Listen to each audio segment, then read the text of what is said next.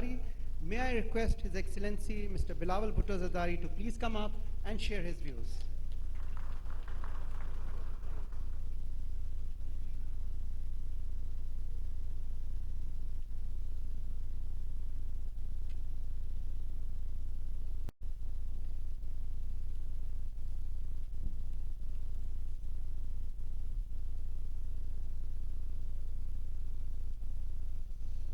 Bismillah ar-Rahman ar-Rahim. Federal Minister for Defence Production, Federal and Provincial Ministers, Chief Minister Sindh, the Chairman, Joint Chiefs of Staff, Services Chiefs, Director General, Defence Export Promotion Organization, Senior Civil and Military Delegates, Chairman and Chief Executive of the national and international defense organizations, excellencies, ladies and gentlemen, assalamu alaikum and good morning. It is my pleasure to speak at the 11th edition of the International Defense Exhibition and Seminar, commonly known as IDEAS 2022. I'm very pleased to see the presence of a large number of guests, including honorable delegates, exhibitors, and trade visitors who traveled from around the world to join us today. I welcome you all to this special edition of Innovation and Excellence. Indeed, your presence here today truly strengthens our resolve to foster and promote strategic relations with our partners and friends while encouraging technological growth and knowledge sharing. Distinguished guests, since our government formed, our unity government formed in April this year, the coalition government has been engaged in efforts to bring the country out of various challenges. The most serious among these crises that has expended most of our time and energy is the stabilization of our economy. We inherited an economic catastrophe where Pakistan was on the precipice of a default, and shukr alhamdulillah, by the grace of God and the efforts of the unity government and the Prime Minister's financial team, Pakistan was saved from the brink of an economic crisis we have yet to witness in our history. The most unfortunate aspect of this economic crisis was, in addition to the economic impacts of the COVID pandemic that affects each and every nation across the world and has caused economic difficulties for citizens everywhere. In addition to the economic impact of the conflict, the Russia-Ukraine conflict, the risk of economic default in Pakistan was not only exacerbated by these factors, but a direct result of conscious decision-making. This was effectively a collective shooting oneself in the foot. And it is something that we must all agree should never happen again in the course of our governments come and go, political parties change, but we should never compromise the fundamentals of our national economic policy. At this time, we've been focused on making service delivery efficient and people-centered, fixing Pakistan's energy woes, rebuilding Pakistan's foreign relations, and giving a sense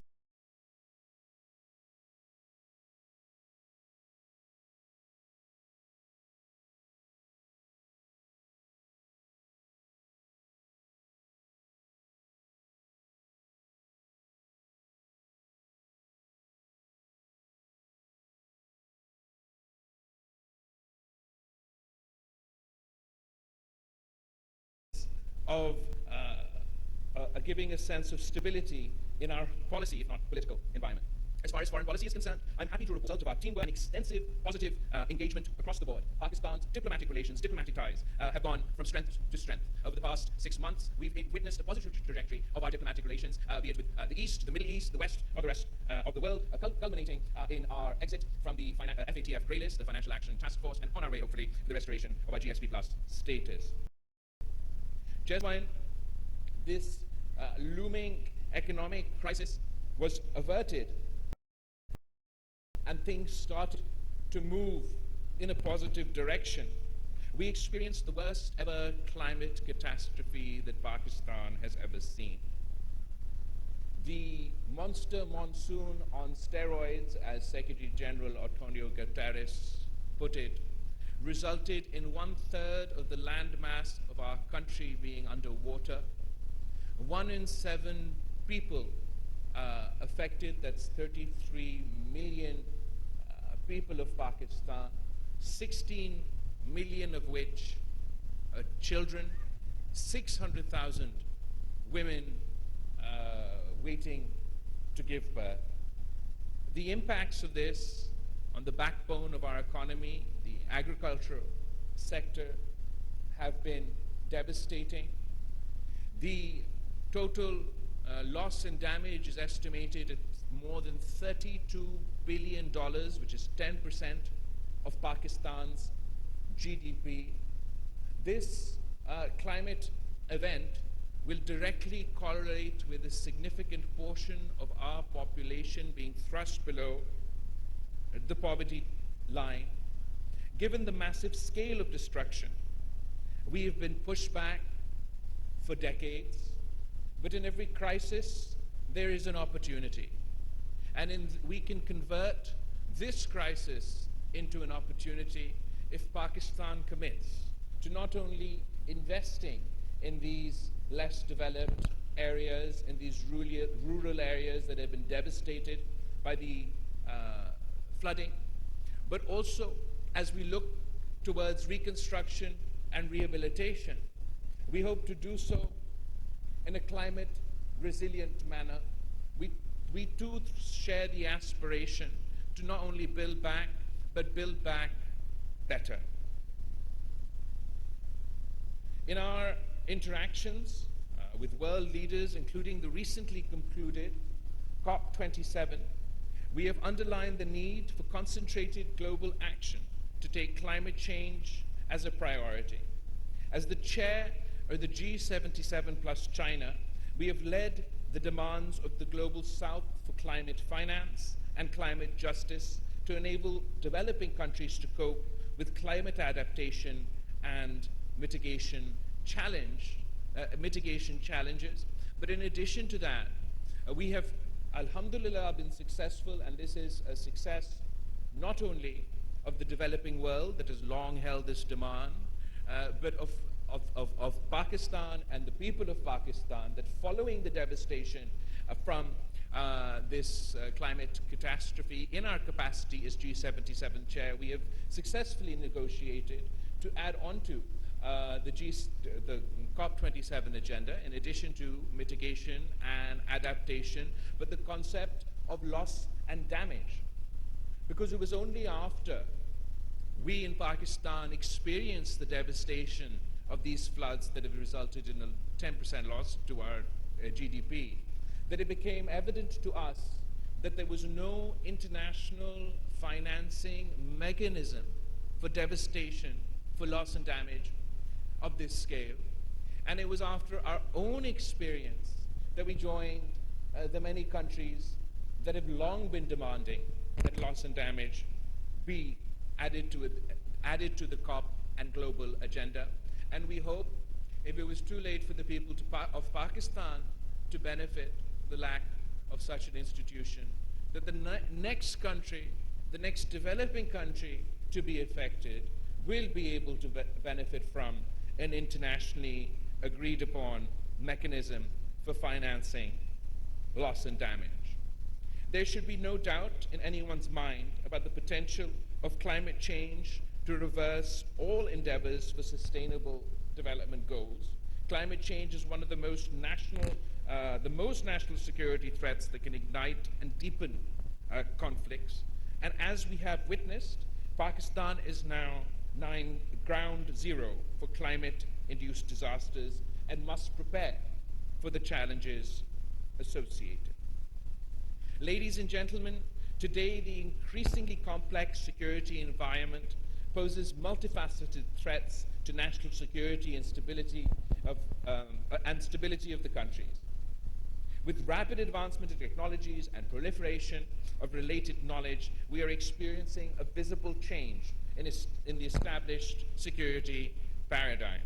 In today's globalized world, the national security has emerged as a dynamic concept that is as much economic, political, social, and institutional as it is military and strategic in nature. In an age of fake news and disinformation, the threats to national security have increased manifold. The specter of rising global food and energy prices is putting immense strain on national cohesion and unity, thus deepening internal fault lines. It is our considered opinion that the best way to safeguard and strengthen national security is to achieve economic self-reliance, rebuild and strengthen political institutions, deliver the 21st century governance that is demanded and required, ensure rule of law, and put the people at the center of public policy. This requires a much needed reset in our thinking, as well as the way we conduct the business of the state. Internal consolidation can alone enable our nation to secure its core economic, foreign policy, and security interests. And in order to do so, each institutional must function within not only their constitutional domain, but with a primary focus on their objective, on their national goal. For example, I am a politician, I am a parliamentarian, and I represent my constituency in Parliament. My job is to be answerable to Parliament, to be present in Parliament, and rather than lashing it out with my political opponents on the streets or in the public arena, we have created this forum where all people of Pakistan can be represented, where our exchange of ideas, our debate should lead to the addressing of issues of national importance through consensus, so we can move beyond our consistent state of flux and focus on the priorities of our nation. Distinguished audiences, the new technologies led by this revolution in the field of artificial intelligence are playing a vital role in confronting various security challenges. In my view, the responsible use of technology advancement can make the world a better and safer place. Pakistan, being a responsible state, is always committed to play its role for international peace, stability, and order. Reciprocity, mutual interests, and international norms are the guiding principles that govern Pakistan's relations and the bilateral and multilateral levels. In the regional context, the transformation of South Asian geostrategic environment has further accentuated the importance of this region in world affairs. Resultantly, regional cooperation and active engagement of regional and global players has become imperative, particularly to achieve regional peace, security, and social economic development. On the other hand, instability and turmoil that has beset our region for many decades also needs a firm and coordinated response by all stakeholders. We believe in meaningful dialogue on the basis of equality, not only to resolve bilateral issues, but also to unpack the immense economic potential of our region. It is here that the peaceful resolution of the long-standing occupied Jammu and Kashmir issue is, in light of the UN resolutions and aspirations of the Kashmiris, is central to establishment of sustainable peace in South Asia. Distinguished guests, it is heartening to note that Pakistan's defense industry has now achieved a good level of quality and reliability, wherein its products are comfortably competing in the international defense market. Though Pakistan is now exporting some high-tech defense products to more than 60 countries, yet the volume of exports, in my opinion, is not commensurate to our actual and true potential. A crucial factor in this context has been the limited involvement of the private sector in defense production and export activities. In addition, relatively less attention has been paid to academia industry interface and in the involvement of R&D organizations, which has curtailed the competitiveness of certain sectors of this industry. In order to achieve this objective, I will stress upon the integration of public-private defense industry to achieve maximum results. New ideas and the entrepreneurial and management skills of the private sector need to be co-opted with public sector defense industry. The potential of academia and R&D organizations needs to be incorporated with the defense industry for more efficiency as well as volume to our defense production exports. Our government, ladies and gentlemen, will continue to promote a business-friendly environment for investments in human capital and professional development in the demand-driven industry. The unity government is also committed to deliver an industrial strategy that contributes to growth and employment and encourages small and medium enterprises to come forward and join hands for the development of our defense industry. In this regard, I look forward to the Ministry of Defense Instructions formulation of a clear policy framework to integrate the whole potential of Pakistan's defense industry. Distinguished guests, when we talk about the defense industry, International Defense Exhibition and Seminar is an iconic platform for showcasing the latest defense technologies and innovations. In fact, Ideas is a regional gateway for international manufacturers and suppliers to explore new avenues of defense cooperation through joint ventures, outsourcing, and collaborations. On the other hand, the presence of a large number of foreign exhibitors and delegates reflects Pakistan's deeply embedded and mutually beneficial relations with the international fraternity. I would say that Ideas is a shared vision for global peace, stability, and harmony amongst the community of nations. And the Ideas slogan, Arms for Peace, truly reflects Pakistan's principal stance in this regard. Ladies and gentlemen, before I wind up, allow me to appreciate the efforts of the Ministry of Defense Production, Defense Export Promotion Organization for successfully holding a series of ideas to exhibit the best of Pakistan's defense sector and promoting international cooperation in the field of defense production.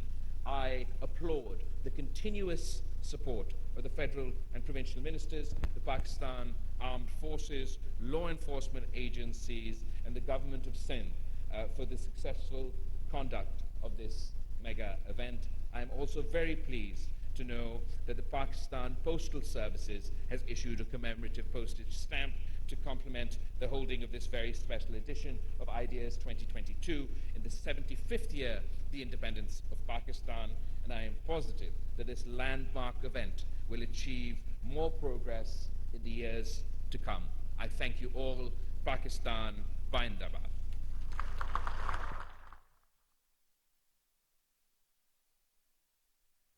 वजीर खारजہ बलावल भुट्टो जरदारी एक तकरीब से खिताब कर रहे थे। उन्होंने कहा कि पाकिस्तान डिफ़ॉल्ट होने के ख़तरे से बाहर निकल चुका है। इत्तेहादी हुकूमत इस वक्त बहुत सारे चैलेंजेस से नबराज़मा है। आपको बताएं कि वजीर खारजः बलावल भुट्टो जरदारी एक तकरीब से खिताब कर रहे थे। उन्होंने खिताब करते हुए कहा कि बैनुल-अक़वामी नुमाइश से खिताब मेरे लिए एहसास की बात है। इत्तेहादी हुकूमत को इस वक्त बहुत सारे चैलेंज से नबराज़मा है। हम मुल्क को मुआशी हालात पर काम कर रहे हैं और मुल्क को मुआशी चैलेंज से बाहर निकालने की कोशिश कर रहे हैं। न्यूज़ स्टूडियो से फिल वक्त इतना ही। मज़ीद अपडेट्स के लिए देखते रहिए कोहिनूर न्यूज़।